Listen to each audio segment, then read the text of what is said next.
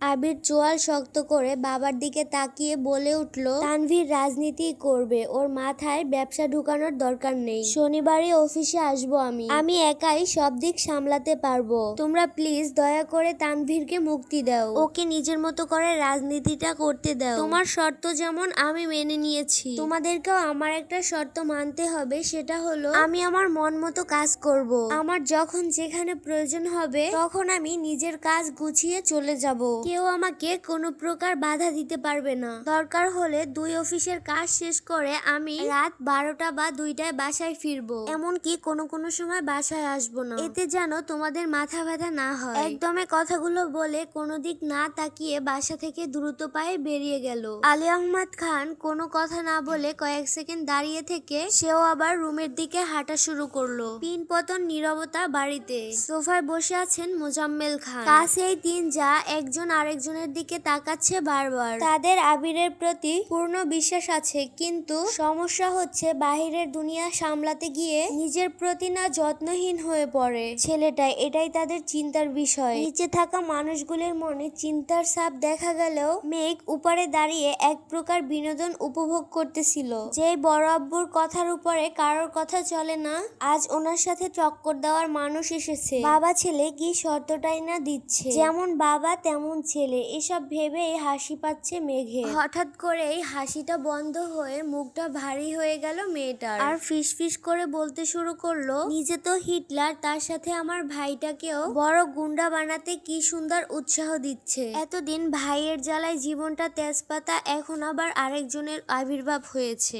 কপালটাই খারাপ আমার। এখন নিচে যাওয়ার প্রস্তুতি নেই, তাই বিড়বিড় করতে করতে রুমে ঢুকতে যাবে, হঠাৎ চোখে পড়ে আবির ভাইয়ের রুমের দিকে। এই ক্রাশ হতাশা নিয়ে রুমে ঢুকে যায় মেয়ে। বাবা মাকে ছেড়ে আলাদা রুমে থাকলে খুব স্বাধীনতা পাবে, এটা ভেবে নিচতলা থেকে উপরতলায় এসেছিল মেয়ে। আবির ভাই বিদেশে যাওয়াতে কোনো চিন্তাই ছিল না, কিন্তু মেঘ আসার 15 দিনের মাথায় তানভীরও মেঘের পাশের রুমে চলে আসে জিনিসপত্র নিয়ে। সিঁড়ি দিয়ে সোজা উঠতেই তানভীরের রুম। বোনকে পাহারা দিতে মূলত এই রুমে আসা। তানভীর যতক্ষণ রুমে থাকে ততক্ষণ দরজাটা খুলে রাখে। মেঘ সিঁড়ি দিয়ে উঠতে গেলেও ভাইয়ের কথা ভেবে আস্তে ধীরে উঠতে হয়। বর্তমানে মেঘের অবস্থা নাজেহাল, কারণ এক পাশে আবির ভাইয়ের রুম, আর এক পাশে তানভীর ভাইয়ের পরের রুমটা ঠিকঠাক করা হচ্ছে। কিছুদিন পর মিম সেই রুমে গিয়ে থাকবে, কিন্তু তাতে কি, ভাইয়ের রুম ডেঙ্গিয়ে মিমের রুমে যেতে পারবে কিনা সন্দেহ আছে। রাত 10টার উপরে বাজে। সবাই খাওয়া দাওয়া শেষ করে সবাই রুমে চলে গেছে। আবির এখনো বাসায় ফিরেনি। মালিহা খান সোফায় বসে ছেলের জন্য অপেক্ষা করছে। 10-15 মিনিট পর আবির আর তানভীর বাসায় ঢুকলেন। মাকে বসে থাকতে দেখে কিছুটা রাগান্বিত হলো ছেলে, আর বলল, আম্মু তুমি আমার জন্য এভাবে রাত জেগে অপেক্ষা করো না প্লিজ, আমি নিজের মতো করে খেয়ে নিব। মা বললেন, তোর বউ আসলে আমি আর তোর জন্য অপেক্ষা করব না। বড় আম্মুর কথা শুনে সশব্দে হেসে উঠলেন তানভীর। আবির ঘাড় ঘুরিয়ে তাকায় তানভীরের দিকে, সঙ্গে সঙ্গে তানভীর হাসি বন্ধ করে ফেলে। এখন সে নিঃশব্দে হাসছে। তানভীর বরাবরই ভীতু টাইপের। বাহিরে যতই শক্তপোক্ত থাকুক না কেন, বাবা চাচা ভাইয়ের সামনে মনে হয় সে যেন ভেজা বিড়াল। এতদিন যতই কাজ থাকুক না কেন সবার সাথে 8টা বা 9টার মধ্যে এসে খেতে বসতো, কিন্তু আবির দেশে ফেরাতে টাইমের শিডিউলে কিছুটা পরিবর্তন হয়েছে। আবির ঠাট্টার স্বরে মাকে বললেন, এর উল্টোটাও হতে পারে, যেমন তোমার বৌমা তোমার কোলে এসে ঘুমিয়ে পড়লো আর তুমি ঘুম পড়াতে পড়াতে আমার জন্য অপেক্ষা করছো। ছেলের এমন ঠাট্টার কারণে ভেবাচাকা খেয়ে গেলেন মালিহা খান। আবির পুনরায় শান্ত হলো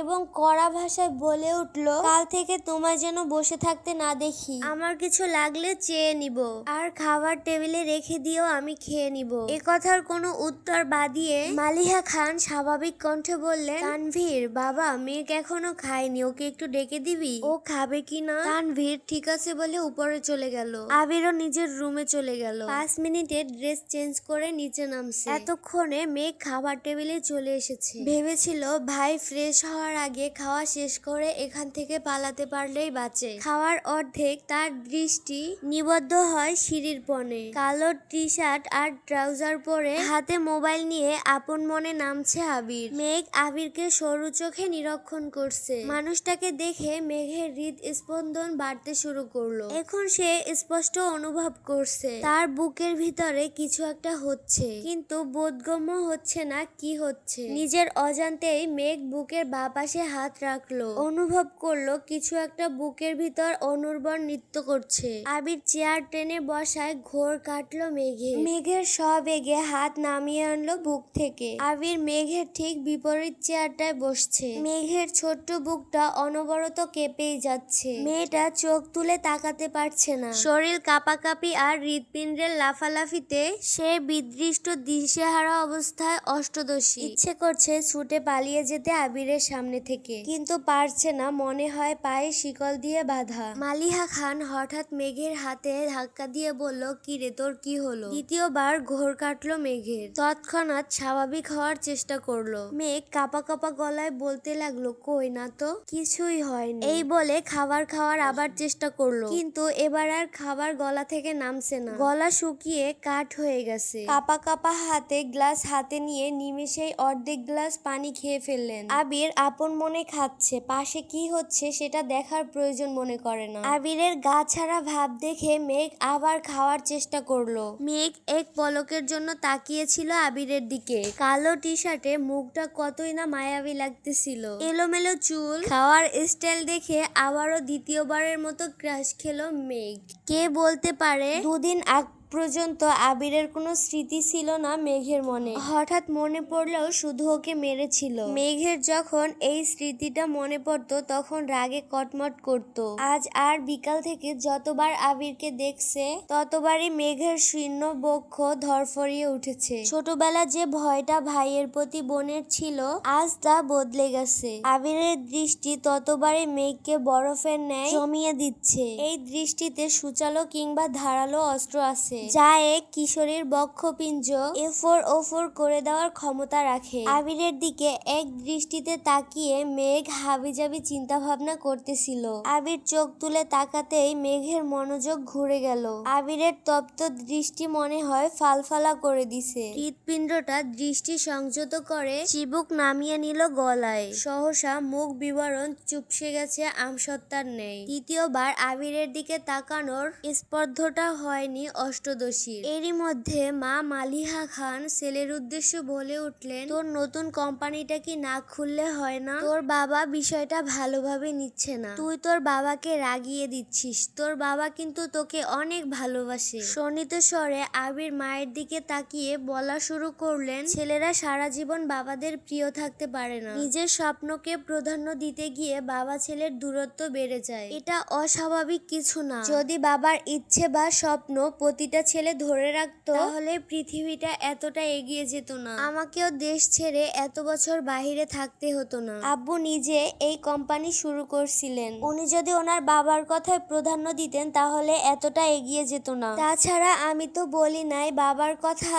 না রেখে আমি আমার স্বপ্নকে প্রাধান্য দিচ্ছি। আমার স্বপ্ন এটা একমাত্র আমারই। আমি দুদিকই সামলাতে পারবো। তুমি এসব নিয়ে চিন্তা করো না, আর চিন্তা করে নিজের শরীর খারাপ করো না। মালিহা খান চিন্তিত স্বরে বললেন, এত চাপ আর দৌড়াদৌড়ি করতে করতে তো তুই তোর নিজের শরীরটাই খারাপ করে ফেলবি বাবা। আবির গম্ভীর কণ্ঠে বলে উঠলেন, তোমাকে তো বললাম আমাকে নিয়ে দুশ্চিন্তা না করতে। তানভীর মাঝখান থেকে বলে উঠল, ভাইয়ার জন্য চিন্তা করার মানুষ আছে বড় আম্মু, তুমি রিল্যাক্সে থাকতে পারো। মেঘ এতক্ষণ নীরবে খেলেও এই কথাটা শোনার পর তার ছোট্ট দেহে কম্পিত শুরু হলো। আতঙ্কিত হয়ে আবিরের দিকে কিছুক্ষণ তাকালো। আবির তৎক্ষণাৎ ঘাড় ঘুরিয়ে তাকালো তানভীরের দিকে। অমনি মুখটা চুপসে গেল তানভীরের। করুণ স্বরে বললেন, ভাইয়া সরি। পিনপতন নীরবতা খাবার টেবিলে। কেউ কোনো কথা বলছে না। মেঘের মনটা হঠাৎ করেই খারাপ হয়ে গেল। তানভীর আবিরের একনিষ্ঠ ভক্ত।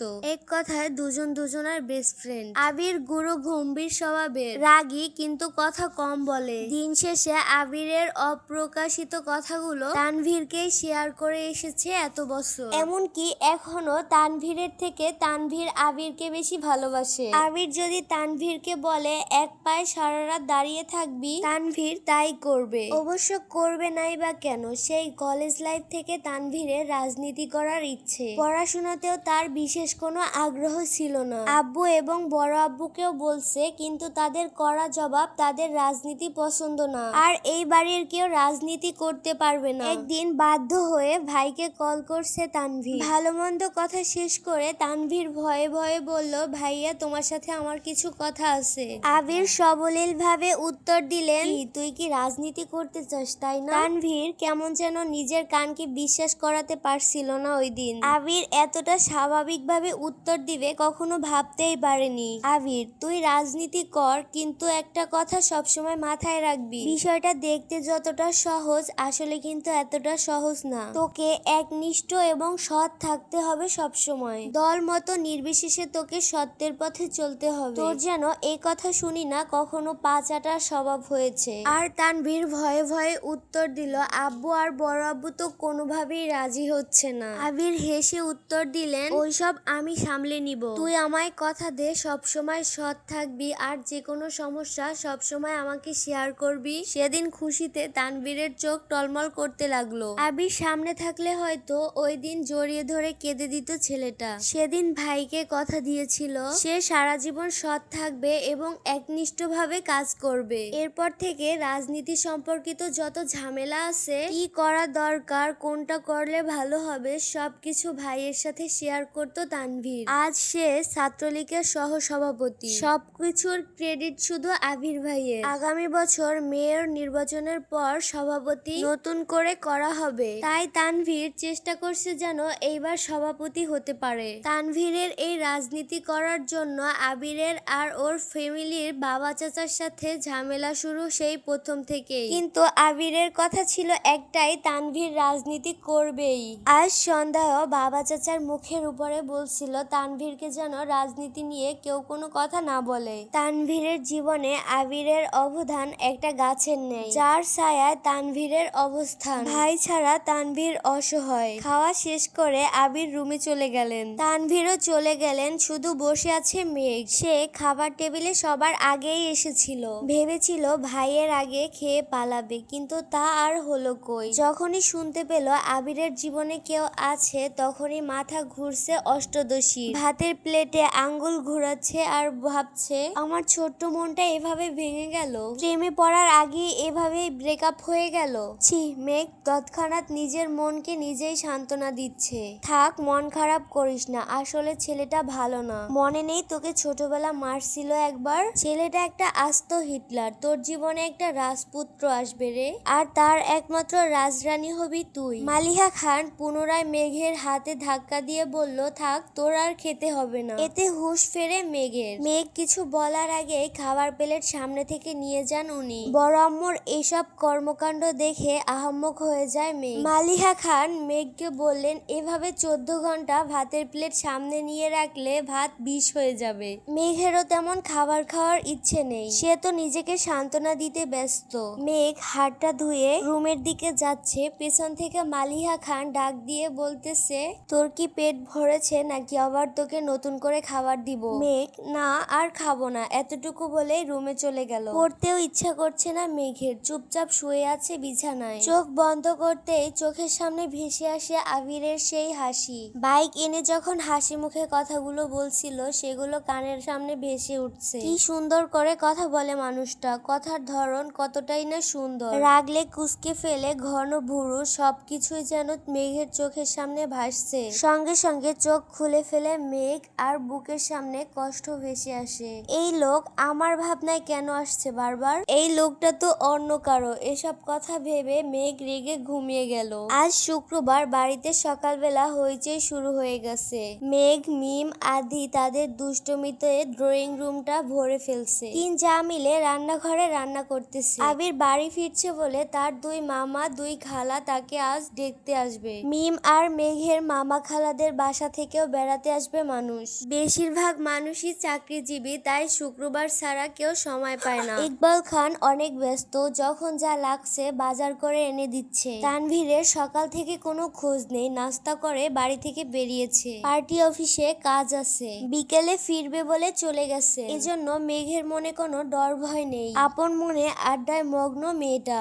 হঠাৎ আবির করিডোর থেকে ডাক দিল তার মাকে, আম্মু একটু কফি দিতে পারবে? এই বলে পুনরায় আবার রুমে চলে গেল। তার মা যে তাকে কি উত্তর দিল সে উত্তর শোনারও প্রয়োজন মনে করেনি সে। মালিহা খান কফি বানিয়ে মেঘকে ডাক দিল, মেঘ, কফিটা আবিরকে দিয়াই তো মা। তৎক্ষণাৎ মেঘের মনে পড়ে গেল গত রাত্রের কথা। সহসা উত্তর দিলেন, আমি কেন, মিম দিয়ে আসুক বড় আম্মু। মালিহা খান কিছুটা বিরক্তির সুরে বললেন, ওরা নিলে ফেলে দিবে, তখন আর এক মুসিবতে পড়বো। বাড়িতে একটু পরে মেহমান আসবে, একটু যা না মা। মেঘ আর কথা না বাড়িয়ে ধীরে ধীরে পায়ে আবিরের রুমের সামনে আসলো। গলা শুকিয়ে যাচ্ছে মেঘের, বুকের ভিতরে ধুকপুক শব্দ হতে শুরু করলো, হাত পা কাঁপছে। আস্তে আস্তে দরজায় টোকা দিল মেঘ। আবির বলল, দরজাটা খোলা আছে। মেঘ কাঁপা কাঁপা হাতে দরজা ধাক্কা দিলেন। আবির ল্যাপটপে কি যেন করছে, তাকিয়েও দেখলো না কে আসছে, আর মেঘকে বলল, এখানে রেখে যা। মেঘ হাঁটতে পারছে না, আর একটু পা বেশি করে কাঁপছে, পায়ে একটুও জোর পাচ্ছে না, ঠায় দাঁড়িয়ে আছে যেখানে ছিল। আবির ল্যাপটপ রেখে মেঘের সামনে এসে দাঁড়ালো, মুখোমুখি হয়ে হাত থেকে কফির কাপটা নিয়ে ড্রেসিং টেবিলের উপরে রাখলো। মেঘের সেদিকে কোনো মনোযোগ নেই, তার মস্তিষ্কের প্রতিটা নিউরন ছুটছে এদিকে সেদিকে। বডি স্প্রে তীব্র ঘ্রাণে হুঁশ ফেরে মেঘের। তার থেকে 1 ফুটের দূরত্বে দাঁড়িয়ে আছে আবির। আচমকা এভাবে দাঁড়ানোর কারণে একটু ভ্যাবাচেকা খেলো মেয়েটা। মেঘ তুষ্ট ঘুরে গেল, নিজের উপরে জোর খাটিয়ে পা বাড়ায় দরজার দিকে। সবেগে সুদূর হস্তে মেঘের কনুই চেপে ধরলো আবির। কড়া কণ্ঠে বলল, এইদিকে তাকা। অনিচ্ছা সত্ত্বেও মেঘ ঘুরে তাকালেন। চিবুক নামিয়ে গলায় আটকালেন মেঘ। সারা শরীর কাঁপছে শীতল সুরের হুমকিতে, কানের লতি গরম হয়ে যাচ্ছে। সাথে সাথে আবিরের শরীরের বডি স্প্রের গন্ধ মেঘের নাকে ভেসে যাচ্ছে। আবির পুরো কণ্ঠে বললেন, তোকে না বললাম কফিটা টেবিলে রেখে আসতে, কানে কি কথা যায় না? এতটুকু বলাতে মেঘ হেলে ধুলে পড়ে যাচ্ছিল। টালমাটাল মেয়েটাকে সোজা বাহু ধরে দাঁড় করিয়ে দিলেন আবির। জ্ঞান হারাতে হারাতেও যেন হারায়নি মেঘে। আবিরের চাউনিতে তীক্ষ্ণ গম্ভীর কণ্ঠে বললেন, তুই কি পুষ্টিহীনতায় ভুগছিস? অবশ্য ভুগবি নাই বা কেন, প্লেটে হাত ঘুরালে কি শরীরে পুষ্টি হবে? প্রথমে গম্ভীর কণ্ঠে বললেও শেষটা মজার ছলেই বলে। মেঘের শরীর ঘামছে, কে বুঝাবে এই ছেলেটাকে, যাকে দেখলে আষ্টদশীর পুরা শরীরের শক্তি নিমেষে কোথায় যেন মিশে যায়, যার দৃষ্টি কেড়ে নেয় সমস্ত ধ্যান জ্ঞান মনোযোগ।